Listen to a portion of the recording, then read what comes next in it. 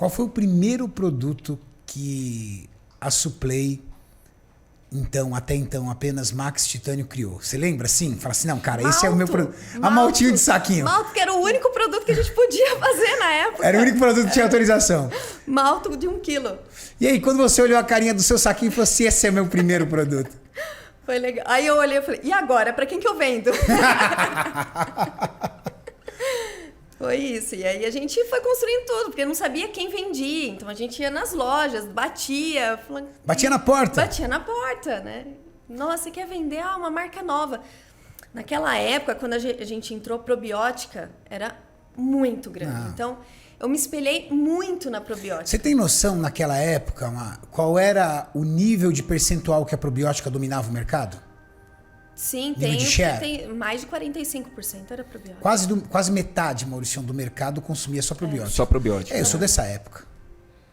A probiótica, eu era lojista. Na época que a Max surgiu, eu era lojista. O primeiro suplemento que eu comprei foi probiótica. E era assim, o que você fazia? Probiótica vendia sozinho. Então você comprava probiótica e colocava na prateleira. Essa você não oferecia. Você oferecia outras marcas que te davam descontos maiores para você ganhar mais dinheiro. Mas a probiótica você não precisava oferecer. Ela ia sozinha. E o que é probiótica? E nesse universo que você foi encarar. Sim, lembra dos seminários da probiótica? Lembro. Colocavam 1000 pessoas em auditório. Rodolfo Pérez, Paulo Musi. Sim, sim. Então, Eduardo Correia. Eles educaram o mercado, né? Probiótica, nossa, eles fizeram uma história muito... Os caras foram parar na FIBO. Qual marca brasileira que fez uma expo numa FIBO? Que é a maior feira do planeta em suplementação esportiva? Uma FIBO, cara. Foi a primeira marca a estar lá no Olímpia também, né? Primeira marca a estar no Olímpia, a primeira marca brasileira a estar no Olímpia. Você foi lá e comprou seu pacote, foi lá e começou a montar seu pacotinho de malto. E você se recorda quem foi o seu cliente 001, assim?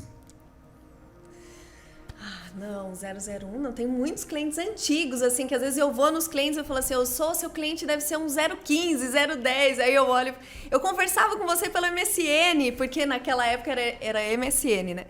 Então eu atendia cliente, faturava nota, fazia tudo. Então quando eu viajo assim, eu vou em clientes antigos e eles falam, eu conversava com você pelo MSN, então possivelmente sim, assim, eu atendia todo mundo desde sempre. Segundo produto, qual foi? Foi o Whey. Foi o Whey, porque logo depois já veio a Top Whey. A gente já criou a Max, assim, demorou 2 anos no máximo, assim. Logo quando a gente conseguiu o registro de Whey, já veio a Top Whey, que da Max é líder, assim, de proteína. Então é um produto bem antigo. Depois veio o BCA, eu tô lembrando das embalagens até. Depois veio o BCA, L-carnitina... E bem depois creatina, que foi liberado. Eu lembro até hoje a gente comemorando a liberação da creatina. Comemorando? Comemorando a liberação da creatina. Que da hora. Que legal. Legal. Ô Mari, tem muita gente aqui perguntando por que o nome Max Titânio, de onde que saiu o nome Max Titânio. Quem criou esse nome? Então, não sei, a gente até hoje fala, quem criou esse nome? A gente olha assim e fala, não sei, que foi numa conversa, assim. Titânio, né, é um aço, é um dos mais nobres, né, que não quebra nunca, que é pra vida inteira, é eterno, né? Então a gente começou por aí, e aí a gente, vamos ser Max Titânio. E aí foi. Que da hora. Que legal. Você tinha equipamentos, você alugou um galpão primeiro. Como é que foi o início da sua jornada como dona de fábrica ali? Porque essa eu acho que é a grande dificuldade. Quem estiver assistindo aqui o podcast, mas como é que eu começo uma fábrica? Qual foi o nível de herança? Entendeu? Você conseguiria estimar qual era o valor que você tinha de herança ali na época? Qual era o capital que vocês tinham? Eu acho que eu tinha, assim, uns 60 mil, talvez. Cara, 60 mil reais. Para você montar uma empresa que precisa registrar produtos, o registro é muito caro. Porque você teve que contratar um escritório terceirizado para isso. Sim, a gente tinha um escritório só para fazer registro de produto. Aí, a mãe dos meninos, que ajudou a gente demais, né? Tinha um galpão dela e ela falou, eu alugo para vocês, né? Alugou nada, né? Porque alugou... A gente aluguel de mãe.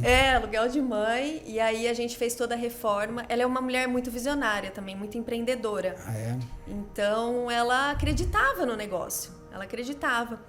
Então, a gente reformou, comprou um misturador em V, que a gente tem até hoje, guarda com muito carinho. Tá lá ele? Tá lá, Xodozão? tá lá. Um misturador em V que batelava, assim, uns 50 quilos, talvez, assim, não era nada. E... Pra Malt Whey. Pra Malt Whey. Concha, balança. As cápsulas eram feitas, que hoje a maioria de farmácia de manipulação utiliza, que é aquele... Bandeja? Bandeja de cápsula, era feita tudo manual. Fechamento manual. Fechamento manual. Colocava as cápsulas, colocava o pó, batia, colocava as cápsulas de volta. E a gente vendia assim de manhã, mais ou menos, à Tinha tarde. funcionários no começo? Não. Eram vocês mesmos? Era a gente. Fabricava à noite. Pra vender de dia? Pra vender de dia. Mas eu falo, gente, era o que tem, a gente fazia o máximo com o que tinha, assim, né? Feliz? Feliz. A gente sempre falou, vamos fazer o máximo, o melhor com o que a gente tem. Então, se é o melhor hoje que a gente pode fazer com isso, é isso que a gente vai fazer. É o nosso melhor hoje. Então, foi isso e deu certo. Cara, o que é muito louco é saber que um trio de amigos com média de idade de 20 anos de idade, você 19, Alberto 19, Carlos Felipe 23 anos, garotos. Tipo, eu fico imaginando, pegar um galpãozinho, pegar um misturador em V, eu fico imaginando vocês mesmos ali ajudando a pintar a parede, limpando, varrendo tudo, fazendo faxina, embalando, um fechando cápsula, outro dando conchada, colocando e sonhando. Aonde eu vou conseguir chegar? É o primeiro cliente que pediu degustação, a gente se olhou assim, degustação? Tá, então vamos, né?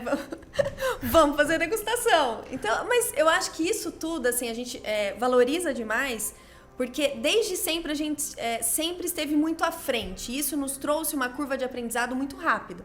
Então, a partir do momento que você está atendendo o seu cliente, escuta o que ele tem para falar, porque na época os nossos clientes tinham muito mais experiência que a gente. Então, tinha cliente com 5 anos, com 10 anos de loja. Então, eu ia lá para aprender, com toda a humildade possível, ia lá para aprender. E eles te abraçavam, assim, do tipo, vem cá, molecada, sim, vou dar uma força para esses doidos aqui. A maioria acreditava, assim, porque a gente sempre fez um trabalho sério. Então, a gente nunca foi mais uma marca, assim, um molecada que quer ganhar dinheiro, assim, não, a gente quer perpetuar a marca. Tudo com muito capricho, tudo com muita humildade, mas tudo assim, sabendo o que estava fazendo. Imagina, o Alberto, dentro do universo dele, o cara já fazia engenharia de alimentos na universidade referência em engenharia de alimentos, que é a Unicamp. E os professores do Alberto nos ajudaram muito, porque o Alberto, sabendo do que a gente passava, então, algum problema na máquina com algum determinado pó, ele ia direcionado no professor que era um mestre naquele processo. Então, ele na faculdade também nos ajudava muito. Então, ele chegava, todo o processo de qualidade, por exemplo, ele falava, quem que manda na Suplay? Qualidade. Né? Se a qualidade fala alguma coisa, a qualidade falou e pronto. Né? Então, desde o começo vocês pensaram nisso? Desde o começo. O Alberto é chato, cara. Nossa Senhora. Às vezes eu apurrinho ele querendo desenvolver algo, criar algo, não. São as etapas, são os processos, são os métodos, são as validações, são as aprovações, são as auditorias nos fornecedores, são as qualificações dos fornecedores e você não escapa disso. Não escapa, é um processo muito rígido. Assim, se chega um rótulo que tá fora da cor que a gente escolheu, não, tá fora do padrão. Reprova. Escolhe uma matéria-prima, tá fora do padrão. Não, o Alberto é chato. É tudo muito, muito processo. Ô, Renato, eu não te chamo de chato assim, Renato. Não, mas é um chato, ele é um chato do bem. É como toda vez que eu tenho reunião com a Mari, ela fala o seguinte, Renato, entenda uma coisa.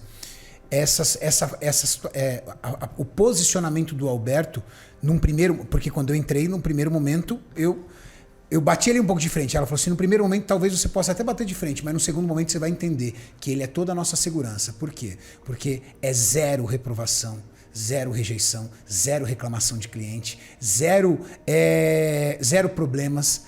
E aí depois eu aprendi que realmente dentro do mercado a qualidade e os processos têm que ser levados muito a sério. E o Alberto fala uma coisa muito legal, assim, de todos os problemas que a gente pode ter, tem que estar mapeado por nós, não pelo consumidor. Não, o consumidor, ele não pode nos informar de algo que a gente não sabia. Então, antes de lançar produto, roda uma batelada. Vamos ver Teste de como bancada, teste de shelf bancada, life, tudo bonitinho. exatamente.